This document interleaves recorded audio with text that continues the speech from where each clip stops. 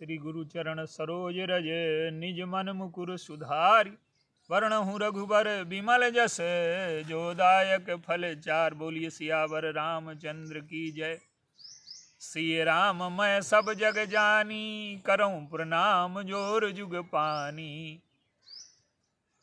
मनुष्य जाति एक बार सारे दुखों से, सारी समस्याओं से, सभी परेशानियों से मुक्त हो चुकी है और वो समाज में प्रयोग एक बार घटित हुआ है जिसे हम राम राज्य कहते हैं। वही वास्तविक लोकतंत्र है। और लोकतंत्र की परिभाषा क्या है?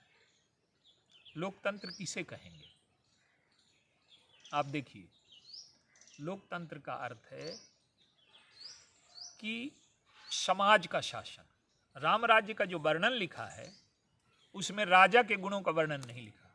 गोस्वामी जी ने 12 दोहों में राम राज्य का वर्णन किया है और उन 12 दोहों में प्रजा के गुणों का वर्णन है। राजा और प्रजा वहां दो वर्ग ही नहीं है।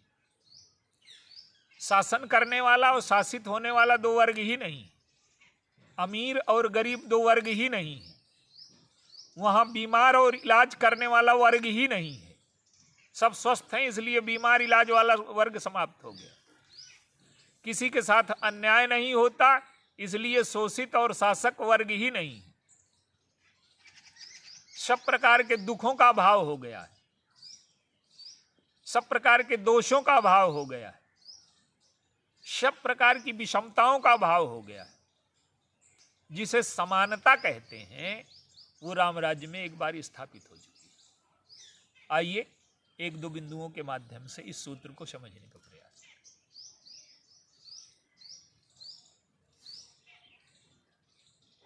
जो श्रेष्ठ वर्ग है, जो अपने को श्रेष्ठ, देखिए मनुष्य के जीवन में 3 प्रकार की भावनाएं पाई जाती हैं। उसके जीवन में दोष होते हैं, इसलिए दुख आते हैं उसके जीवन में। उसके जीवन में गुण होते हैं, इसलिए उसके जीवन में सुख आते हैं। और उसके जीवन में एक भावना होती है अभाव की। एक स्थिति ऐसी भी होती है कि दोष नहीं है, दुख नहीं है, सुख है, लेकिन सुख में भी अभाव की स्थिति है। व्यक्ति को हीनता का बोध होता रहता है। तो ये जो हीनता का बोध है ये भी राम राज्य में मिट गया। हीनता का बोध क्या करता है कि श्रेष्ठ और निकृष्ट वर्ग को पैदा करता है।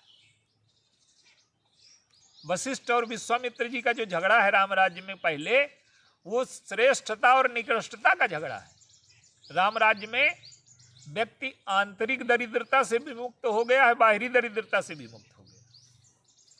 आज बाहरी दरिद्रता बहुत, बाहरी संपत्ति बढ़ गई है पर आंतरिक दरिद्रता बढ़ गई है। किसी भी व्यक्ति का हृदय संतुष्ट नहीं है। उसको ऐसा नहीं लगता कि मेरे चाहे जितना धन हो उसके हाथ में कटोरा है। अगर 100 करोड़ है तो 1000 करोड़ का गरीब है, 1000 करोड़ है तो 10 लाख करोड़ का गरीब है, 10 लाख करोड़ है तो 100 अरब करोड़ का गरीब है। तो उसके मन में अभाव बोध है, उसके मन में संतुष्टि नहीं है। धन की दृष्टि से वो गरीब है, पद की दृष्टि से जितना बड़ा पद मिल जाए उतना पद पाने की होड़ बढ़ती जाती है। 2 प्रकार की प्रवृत्तियां हैं मनुष्य में। जो 10 20 50 मिले, सत होए हजारन लाख मंगेगी। कोटि अरब खरब असंख्य पृथ्वीपति होने की चाह जगेगी।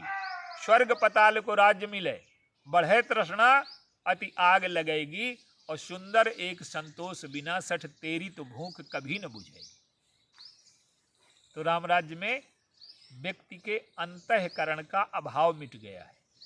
केवट क्या कहता है कि नाथ आज मैं काह न पावा, अब मिटे दोष दुख दारिद दावा। देखिए, केवट बाहर से गरीब है, लेकिन उसे क्या लगता है? उसे ये लगता है भगवान जब उसको अंगूठी देने लगे तो उसमें हीरा जड़ा है, बहुमूल्य रत्न है। केवट को सोचना चाहिए कि मिल रहा है, लेकिन केवट ने लेने से मना कर दिया। क्यों? कि उसका जीवन संतुष्ट हो गया। वो कहता है कि सारे संसार का मांगने वाला, सारे संसार को देने वाला मुझसे मांग रहा है, अब इससे बढ़कर के बड़प्पन और क्या होगा? भगवान से वो कहता है कि आपने मुझसे मांग करके मेरी गरीबी दूर कर दी। मैं समझता था कि मेरे पास कुछ नहीं है, लेकिन मैंने देखा कि सारे संसार को देने वाला आज मुझसे मांग रहा है, तो मुझे लगा कि मुझसे संपन्न कौन होगा। तो आपने मांग करके बड़ा बनाया था, आप दे करके गरीब न बनाइए। उसकी आंतरिक दरिद्रता मिट गई, उसे ईश्वर से भी कुछ नहीं चाहिए। और अयोध्या में आप देखिए, राजमहल में बैठी हैं कैकेयी, और मंथरा ने उनके मन में गरीबी पैदा कर दी कि तुम्हारे पुत्र को राज्य नहीं मिला, राम को राज्य मिला, तो तुम्हें ये समस्याएं झेलनी पड़ेंगी। कल्पित चित्र बना दिया। तो दीन वचन कह बहुविधि रानी, कैकेयी के अंदर दरिद्रता पैदा हो गई, क्षुद्रता का और हीनता का भाव पैदा हो गया। तो हीनता का भाव मिटाने के लिए वो अपने पुत्र का राज्य चाहती हैं, और अपना सुख चाहे, यहां तक अपना सुख व्यक्ति चाहे, यहां तक बुराई नहीं। दशरथ जी कहते हैं कि तुम एक वरदान मांग लो, पर मंथरा से प्रेरित व्यक्ति 2 वरदान मांगता है। आज का व्यक्ति मंथरा से प्रेरित है, वो इतने नहीं मांगता कि हमें सुख मिले, वो ये भी मांगता है कि सामने वाले को दुख भी मिले। तो राजा की पत्नी, चक्रवर्ती सम्राट की पत्नी अंदर से दरिद्र हैं और केवट अंदर से संपन्न है। कैकेयी की दरिद्रता ने सारे समाज को दरिद्र कर दिया। कैकेयी की जो दीनता है वो सारे समाज को दुखी कर देती है। तो वो दरिद्रता कैसे मिटी? जब भरत जी आए। तो आज समाज की जो दीनता है वो बड़ी चरम मात्रा में बढ़ गई, अभाव बोध चरम मात्रा में बढ़ गया है। तो भगवान राम क्या करते हैं कि पूरी यात्रा में आप देखिए, अयोध्या से जो लंका तक की यात्रा है, सबको उन्होंने उदार बना दिया। वो स्वयं राज्य छोड़ करके गए, स्वयं उदार बन गए, स्वयं त्याग किया। ये विशेष बात नहीं है, तो महापुरुष हर युग में होते हैं। लेकिन भगवान राम की विशेषता क्या है? उन्होंने प्रत्येक व्यक्ति के हृदय की गरीबी दूर कर दी, हर व्यक्ति को देने में समर्थ बना दिया। केवट अपनी उतराई छोड़ देता है। बंदर और भालू क्या करते हैं? वो न्याय के लिए संघर्ष करते हैं, 1 रुपए नहीं लेते वेतन। वो प्राण देने के लिए सहर्ष तैयार हैं, दूसरे के हिस्से का दुख लेने को तैयार है, अपने हिस्से का सुख छोड़ने को तैयार है। यही राम राज्य का बंटवारा है। समाज में जो बंटवारा होता है हमेशा संपत्ति का होता है, और राम राज्य का जो बंटवारा है वो क्या है कि तुम्हारे हिस्से का दुख हम ले लेंगे, हमारे हिस्से का सुख तुम ले लो। भरत जी क्या करते हैं कि वो चाहते हैं कि भगवान राम का दुख हमें मिल जाए और हमारा सुख इन्हें मिल जाए। कैकेयी यही तो बंटवारा करना चाहती हैं कि हमें सुख मिले, सामने वाले को दुख मिले। लेकिन भगवान राम और भरत जी उल्टे हैं। भरत जी चाहते हैं कि ये जंगल में न रहें, अयोध्या लौट जाएं और कानन करऊं जन्म भर बाशु, एहिते अधिक न मोर सुपाशु। तो भगवान राम को सुखी, संतुष्ट और उनको राजा बनाने के लिए स्वयं गरीब बनने को तैयार हैं, स्वयं दुख उठाने को तैयार हैं, स्वयं कष्ट उठाने को तैयार हैं। तो राम राज्य में प्रत्येक व्यक्ति के जीवन में ये भावना जग गई। अयोध्यावासी चित्रकूट जाते हैं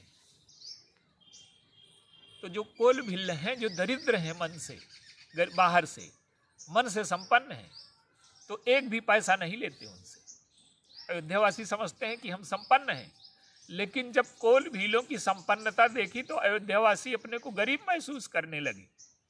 उन्होंने कहा कि राम हमारे हैं और आप राम के अतिथि हो, तो हम अतिथियों से पैसा ले लें?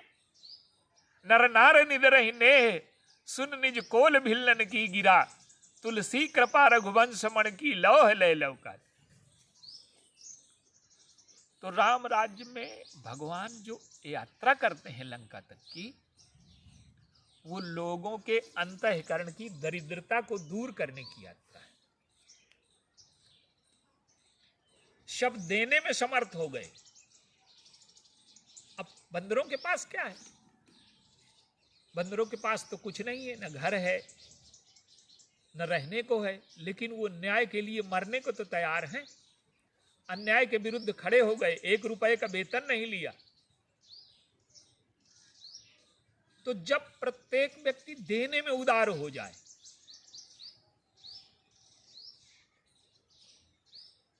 उसका हृदय संपन्न हो जाए। आज गरीबी क्यों है? प्रत्येक व्यक्ति लेने में निपुण है, सारा संघर्ष लेने का है, सारा झगड़ा, सारी आपाधापी इस बात को लेकर के है कि हमें सुख मिल जाए, हमें सम्मान मिल जाए, हमें अधिकार मिल जाए। राजनीतिक पार्टियां अधिकार के लिए लड़ रही हैं, सामान्य व्यक्ति सुख के लिए लड़ रहा है। और राम राज्य में क्या है कि हम अपना अधिकार दूसरों को सौंप देंगे, अपना सुख दूसरों को सौंप देंगे, उसके हिस्से का दुख हम ले लेंगे। तो राम राज्य में प्रत्येक व्यक्ति को देने में उदार और प्रत्येक व्यक्ति के जीवन में एक भावना भर दी गई। क्या?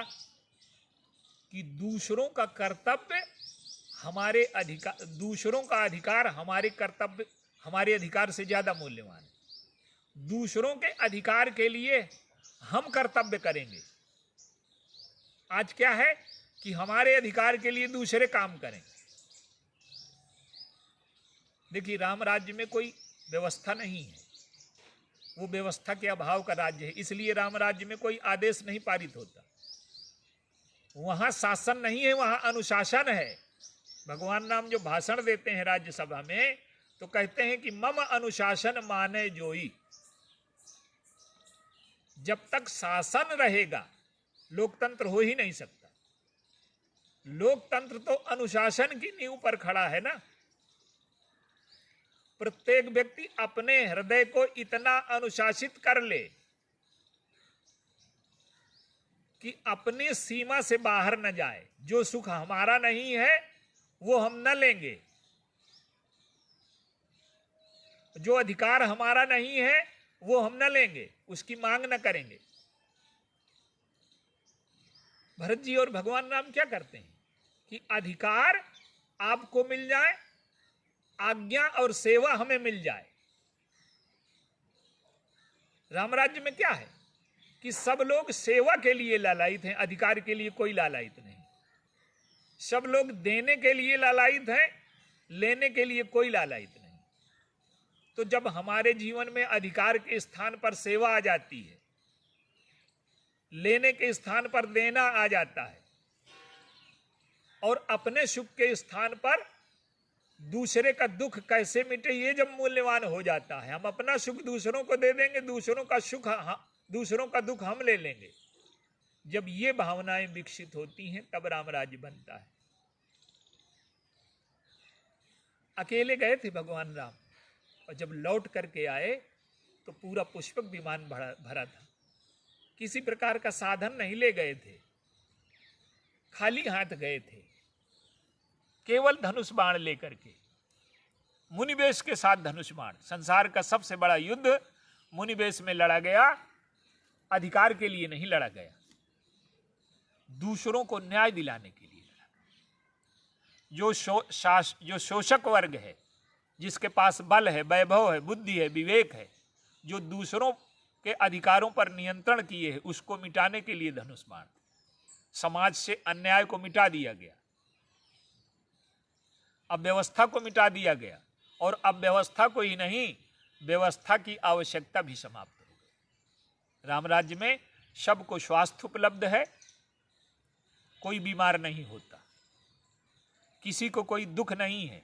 चाहे जितनी श्रेष्ठ व्यवस्था हो जाए, किसी भी राज्य में ऐसा नहीं हो सकता कि दुख का अभाव हो जाए। लेकिन राम राज्य एक ऐसा सर्वश्रेष्ठ राज्य है जहां दुख का अभाव हो गया। और दुख का भाव जीवन से कब हो, दुख का भाव जीवन में कब होगा? हमारे, जब हम अपने सुख के स्थान पर दूसरे के सुख का ध्यान रखने लगे, दूसरों का दुख ज्यादा मूल्यवान हो जाए, अपने सुख को छोड़ने की क्षमता आ जाए। तो राम राज्य क्या है? अपने सुख को छोड़ करके दूसरों का दुख हम लेंगे, ये राम राज्य। जीवन में देने की शक्ति विकसित हो गई, मांगने का काम खत्म हो गया। बंदरों ने प्राण दे दिए, लंका में लड़ने के लिए तैयार हैं। क्यों? बंदरों से क्या संबंध है सीता जी का, भगवान राम का? लेकिन प्रत्येक मनुष्य और मनुष्य के बीच में संबंध नहीं, मनुष्य और पशु के बीच में भी संबंध। बंदर कौन है? पशु है, बाहरी दृष्टि से देखा जाए तो पशुओं ने मनुष्य के अधिकारों के लिए लड़ना शुरू किया। आज तो मनुष्य के अधिकारों को खाया जाता है और पशु के अधिकारों की तो कोई चिंता ही नहीं है। पशु के और प्रकृति के अधिकारों का तो जीवन में अर्थ ही खत्म हो गया, बातें भर हो रही हैं। लेकिन राम राज्य क्या है कि पशुओं ने मनुष्यों के अधिकार के लिए जीवन त्याग दिए। हनुमदाद सब बानर बीरा, धरे मनोहर मनुज शरीरा। मनुष्य और पशु के बीच में मैत्री संबंध स्थापित हो गया, मनुष्य और मनुष्य के बीच का झगड़ा समाप्त हो गया। तो राम राज्य का आधार है लोकतंत्र, और लोकतंत्र की स्थापना तब होगी जब हम अपने सुख के स्थान पर दूसरे के दुख का ध्यान रखना शुरू कर दें। अपने अधिकार के स्थान पर सेवा हम स्वीकार कर लें जीवन में। अधिकार और सेवा, हमें सेवा चाहिए, हमें अधिकार नहीं चाहिए। भगवान राम ने क्या किया? सेवा स्वीकार कर ली। पिताजी की आज्ञा के लिए हम 14 वर्ष दे देंगे। भरत जी ने सेवा स्वीकार की, लक्ष्मण जी ने, शत्रुघ्न, सब ने सेवा को अधिक महत्व दिया, अधिकारों को किसी ने महत्व नहीं दिया। अपने सुख को किसी ने महत्व नहीं दिया। दूसरे कैसे सुखी हो जाए इस पर ध्यान दिया। आप देखिए चित्रकूट में क्या होता है। भगवान राम कहते हैं कि मैं चला चलूंगा, तुम मन प्रसन्न कर सकुच तज कहु करो सोई आज, और सत्य संध रघुवर वचन सुन वासुकी सम। तो भरत जी कहते हैं मैं अपने सुख के लिए आपको दुखी कर दूं। तो जब हमारे जीवन का लक्ष्य दूसरों का दुख मिटाना हो जाए, अपने अधिकार के स्थान पर दूसरों की सेवा हो जाए, जीवन में हमारी जो मांग है, जो अभाव बोध है, जो गरीबी है, जो देने की क्षमता आज समाज में मिट गई है, केवल लेने की क्षमता में निपुण हो गया है, देने की क्षमता आ जाए, ये प्रत्येक व्यक्ति में आ जाएगी। तो प्रत्येक व्यक्ति में जब ये गुण अवतरित होते हैं तभी लोकतंत्र की स्थापना होती है। बोलिए सियावर।